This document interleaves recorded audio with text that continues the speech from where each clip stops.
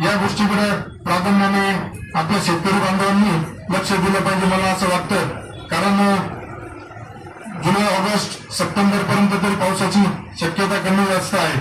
आणि जे आता महाविस्तार या ऍप जे आहे तर या ऍपचं सुद्धा सगळ्या आपल्या शेतकरी बांधवांनी आपल्या महायुतीचे पदाधिकारी जे आहेत उपस्थित त्यांना सगळ्यांना मी आवाहन करेल की आपण हे महाविस्तार या ऍप जे आहे हे प्रत्येकाच्या मोबाईलमध्ये आपण स्वतः ग्रामीण भागातल्या कार्यकर्त्यांनी बसल्यानंतर कृषी विभाग असेल सगळ्याच अधिकारी कर्मचाऱ्यांनी त्या शेतकऱ्यांना ते डाउनलोड करून आता मला वाटत नाही की असं कोणी ग्रामीण भागातून शेतकरी कोणीच राहिला नाही की ज्याच्याकडे अँड्रॉइड मोबाईल नाही. फक्त त्याच्यापर्यंत आपल्याला पोहोचणं गरजेचं आहे आणि हे पोहोचल्यानंतर निश्चित त्याचा फायदा होईल असं मला वाटतं.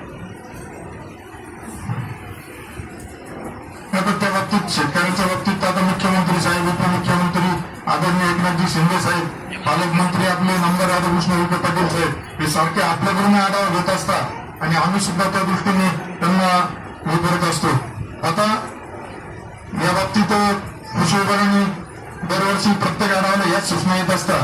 बियाणांच्या बाबतीत औषध कंपन्या लिंकिंगचा जो प्रकार आहे याच्यात थोडं तुम्हाला लक्ष द्यावं लागेल. कारण शेतकऱ्यांचं मेन म्हणणं असते का दुकानदार आम्हाला दुसरी वस्तू घ्यायला आग्रह धरतात त्याच्यामुळं कुठंतरी हे होतं आणि दुकानदारांचं म्हणणं आहे की आम्हाला वरतून कंपन्या सांगतात. तर यामध्ये आपल्याला शेतकऱ्यांच्या बाजूने शेतकऱ्यांच्या हितासाठी काम केलं पाहिजे असं मला वाटतं.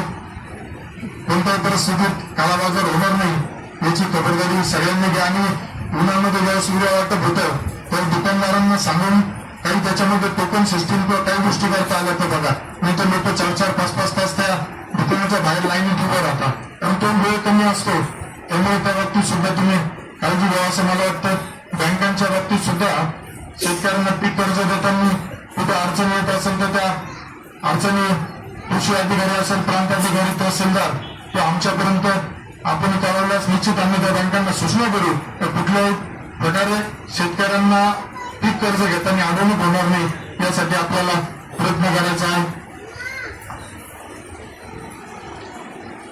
आता याच्यामध्ये तुम्ही ज्यावेळेस आपल्याकडे खताची उपलब्धता होती तर मला असं वाटतं की आपल्या गावागावामध्ये जर तुम्ही प्रत्येक तुमचे कृषी अधिकारी सोशल मीडियावर गावातल्या ग्रुपला आहेत ती युरिया असेल बी बियाणं असेल याची उपलब्धता याची 2 दिवस आधी सोशल मीडियाच्या माध्यमातून सुद्धा तुम्ही सांगत चला.